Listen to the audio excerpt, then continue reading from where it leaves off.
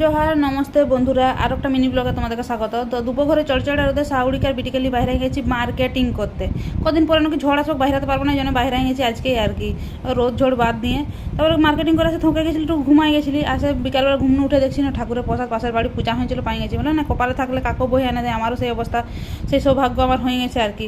তো কী কী মার্কেটিং করি সেটা তোমাদেরকে দেখাচ্ছি। আমার ঘরের গোপালের জন্য দুটো জামা নিয়ে নিয়েছি, আর আমার জন্য এক জোড়া কানের, কেমন হয়েছে অবশ্যই বলবে। আর আমার যেটার জন্য মার্কেটিং করতে যাবো আর কি, আমার পুত্রার কদিন পরে জন্মদিন, আর সেই জন্য ওকে একটু কিছু গিফট দিতেই হবে, পিসি বলি কথা।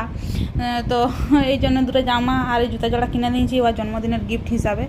আর বাইরে ছিল কিছু খাই না, মনটা বহুত চুকচুক করতে ছিল, কিন্তু দুপুরে কোনো দোকান খোলা ছিল না। তারপরে উল্কি দেখছি না, পাড়ার মানে মোড়ে কাকা চলে আসেছে ফুচকা নিয়ে, তো আর থাকতে পারলি না, চাড়মাড় যায় ফুচকা কিনে নিয়ে আসলি। আর এই টক জলটা ডুবাই দিয়ে যখন মুখটায় ভরলি গো, কী বলবো, স্বর্গসুখটা যেমন হাতেই পায়ে গেলি।